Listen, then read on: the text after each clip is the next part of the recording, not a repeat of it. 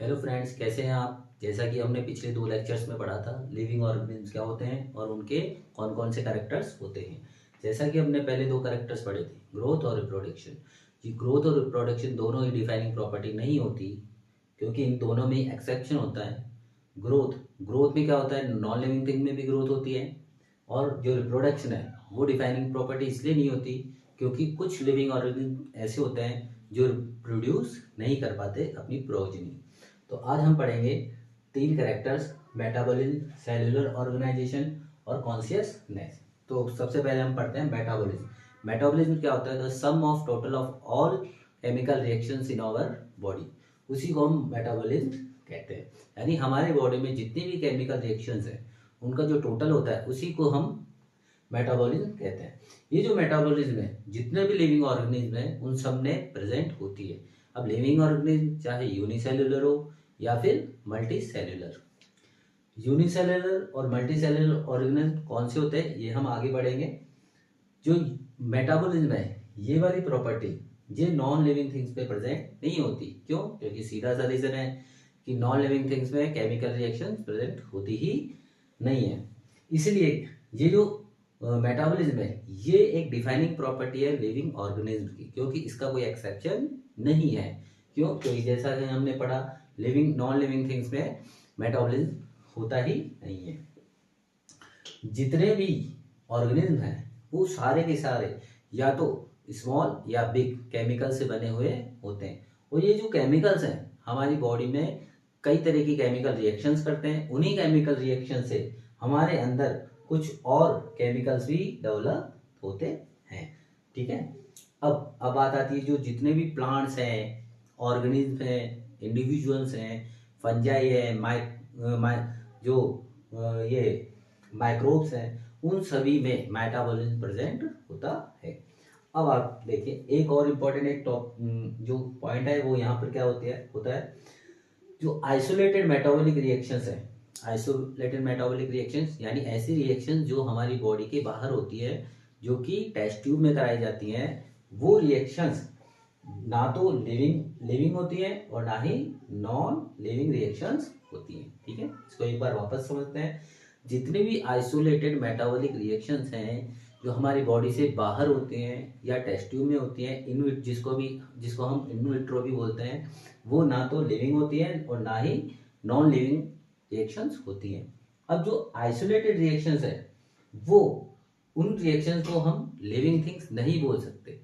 जो isolated reactions हैं, जैसा कि हमने बताया आइसोलेटेड मेटाबॉलिक रिएक्शंस हैं, उनको हम लिविंग थिंग्स नहीं बोल सकते। लेकिन उनमें जो रिएक्शंस होती हैं वो सेम टू सेम वैसी रिएक्शंस होती हैं जो लिविंग ऑर्गेनिज्म के अंदर होती हैं। ठीक है, यानी कि जो आइसोलेटेड रिएक्शंस है जो लिविंग ऑर्गेनिज्म के अंदर जो रिएक्शंस होती है वैसे ही होती हैं। तो ये था हमारा टॉपिक मेटाबॉलिज्म। क्या होता है मेटाबॉलिज्म, इसको एक बार रिकैप करते हैं। The sum of total of all the chemical reactions perform in our body. Metabolism और सारे लिविंग ऑर्गेनिज्म में प्रेजेंट होता है। ये एक डिफाइनिंग प्रॉपर्टी होती है, नॉन लिविंग थिंग्स में प्रेजेंट नहीं होती।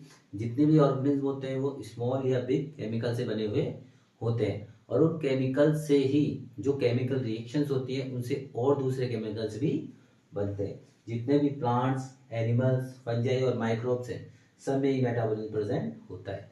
और जो आइसोलेटेड मेटाबॉलिक रिएक्शन है जो टेस्ट ट्यूब में कराई जाती है वो ना तो लिविंग होती है ना ही नॉन लिविंग। ठीक है, अब बात आती है नेक्स्ट नेक्स्ट जो करेक्टर है वो है सेलुलर ऑर्गेनाइजेशन। जैसा कि हम सब शुरू से पढ़ते आ रहे हैं, cell is the basic unit of life. यानी कि जो हमारी लाइफ है, जीवन की मूलभूत इकाई है, उसे हम सेल कहते हैं। अब बात आती है यूनिसेल्युलर ऑर्गेनिज्म। यूनिसेल्युलर ऑर्गेनिज्म कौन से होते हैं? ऐसे लिविंग ऑर्गेनिज्म जो केवल एक सिंगल सेल से ही बने हुए होते हैं। जो किससे बने होते हैं? केवल सिंगल सेल से ही बने हुए होते हैं, उन्हें हम बोलते हैं यूनिसेल्युलर ऑर्गेनिज्म। यूनि मीन्स एक, सेल्युलर मीन्स सेल। ठीक है। मल्टीसेल्युलर ऑर्गेनिज्म कौन से होते हैं? जो कि कई सारी सेल से मिलकर बने हुए होते हैं, जैसे कि हम लोग। ठीक है। Cell is the fundamental structure and functional unit of life. इसका मतलब क्या है कि अगर कोई ऐसा कोई ऑर्गेनिज्म है जिसमें अगर कम से कम सेल जैसा मिनिमम स्ट्रक्चर प्रेजेंट नहीं है तो उसे हम लिविंग ऑर्गेनिज्म नहीं बोल सकते। इसका मतलब क्या है कि जो सेल है वो कम से कम तो किसी ऑर्गेनिज्म में प्रेजेंट होनी ही चाहिए। It is a defining property. जैसा कि हमने यहाँ बात किया कि जो सेल है वो जब तक अगर किसी ऑर्गेनिज्म में कम से कम सेल प्रेजेंट नहीं है तो हम उसे लिविंग ऑर्गेनिज्म नहीं मान सकते। ठीक है, तो ये था cellular organisation. Cell is the basic unit of life. अब बात करते हैं कॉन्शियसनेस। कॉन्शियसनेस यानी क्या होता है कि जो लिविंग ऑर्गेनिज्म है अपने आसपास जो भी एनवायरनमेंट है उसमें जो भी उससे स्टिमुली मिलती है उस स्टिमुली के अगेंस्ट जो रेस्पॉन्स करता है उसी को हम कॉन्शियसनेस बोलते हैं। ठीक है, ability to sense the surrounding environment, यानी कि वही बात कि अपने सराउंडिंग एनवायरनमेंट के प्रति अगर वो उसके अंदर कुछ सेंस करने की कोई एबिलिटी है तो उसे हम कॉन्शियसनेस बोलते हैं। ठीक है, और ये जो कॉन्शियसनेस है लिविंग ऑर्गेनिज्म का एक टेक्निकली कॉम्प्लिकेटेड फीचर है, यानी कि ये कॉन्शियसनेस हर लिविंग ऑर्गेनिज्म में प्रेजेंट होगा ही होगा, चाहे कि एनिमल हो या प्लांट हो। अब ये जो हम सेंस करते हैं जो हमारे चारों तरफ जो या कोई फिजिकल हो या केमिकल हो या बायोलॉजिकल जो भी स्टिमुलिटी होती है उसको हम सेंस ऑर्गन के थ्रू हम सेंस कर सकते हैं। जैसे कि हमारे सेंस ऑर्गन जैसे हमारे ईयर है, नोज है, स्किन है, ये सारे हमारे सेंस ऑर्गन्स हैं। इनसे हम हमारे आसपास के एनवायरनमेंट में जो भी किसी भी तरह का स्टिमुली प्रेजेंट होता है उसको हम सेंस करते हैं। ठीक है, अब वो सेम बात कि प्रोकारियोट्स से लेके कॉम्प्लेक्स यूकारियोट्स इन सब में अपने एनवायरनमेंट के प्रति सेंस करने की क्षमता होती है। अब आता है सेल्फ कॉन्शियसनेस। सेल्फ कॉन्शियसनेस क्या होता है? ये मेनली ह्यूमंस में प्रेजेंट होता है। इसका मतलब क्या है सेल्फ कॉन्शियसनेस का कि हमारे जो ह्यूमंस होते हैं उनमें high level of consciousness present होता है। अब हाई लेवल ऑफ कॉन्शियसनेस से मतलब क्या है कि हमारे अंदर well developed nervous system present होता है, साथ में ही एक हमारे अंदर सुप्रीम लेवल ऑफ स्किल होती है। उससे हम सुप्रीम लेवल ऑफ स्किल होती है कम्युनिकेशन की, ताकि हम हमारे आसपास का जो एनवायरनमेंट है उसको हम महसूस कर सकते हैं, और जो रेस्पॉन्स हमें मिल रहा है जो स्टिमुली हमें मिल रही है उसके अगेंस्ट में हम वैसा ही रेस्पॉन्स कर सकते हैं। जैसे कि अगर हम देखते हैं कि कोई अगर गर्म चीज़ है हम उसको टच करते हैं तो हम तुरंत अपना हाथ हटा लेते हैं। तो ये क्या है कि स्टिमुली के अगेंस्ट में जो हमारा रेस्पॉन्स है ये क्या है? Self consciousness.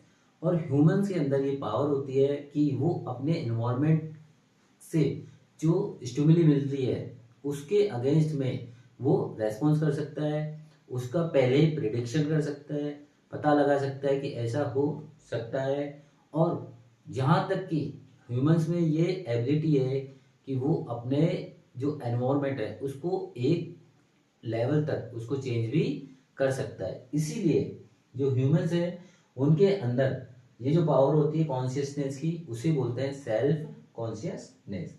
ठीक है, इसके अलावा एक चीज और है कि जो ब्रेन डेड कोमा पेशेंट होते हैं, जो बिल्कुल उनका जो ब्रेन है बिल्कुल काम करना बंद कर देता है, उनकी जो अंदर के ऑर्गन्स हैं जैसे हार्ट है, लंग्स है, उन सब का प्रोसेस मशीन्स करती हैं, उनमें भी कॉन्शियसनेस प्रेजेंट होता है।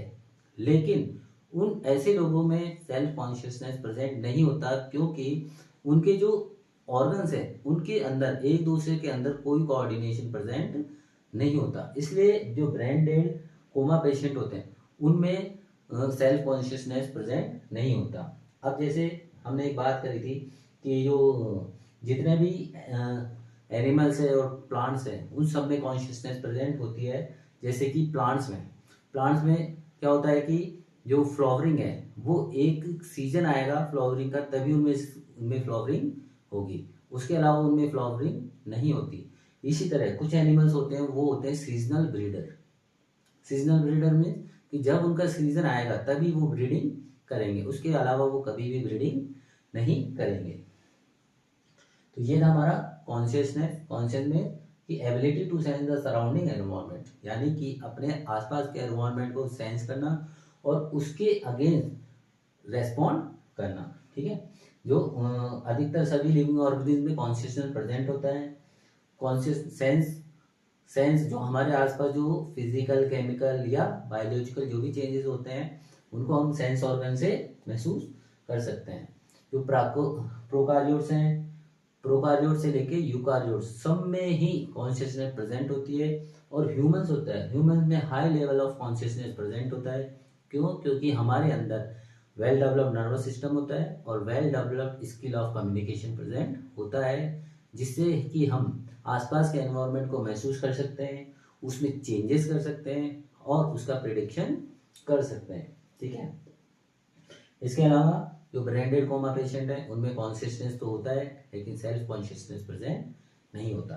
तो आज हमने डिस्कस किया जो रिमेनिंग जो 3 कैरेक्टर्स होते हैं लिविंग ऑर्गेनिज्म के, वो थे मेटाबॉलिज्म, सेल्यूलर ऑर्गेनाइजेशन और कॉन्शियसनेस। ठीक है, तो टोटल कितने कैरेक्टर्स थे? 5। First growth, second reproduction, third metabolism, fourth cellular organisation और ये था हमारा कॉन्शियसनेस। ठीक है, तो आज हम जो कैरेक्टर्स थे उनकी बात हमने आज कंप्लीट कर ली। Thank you, have a nice day.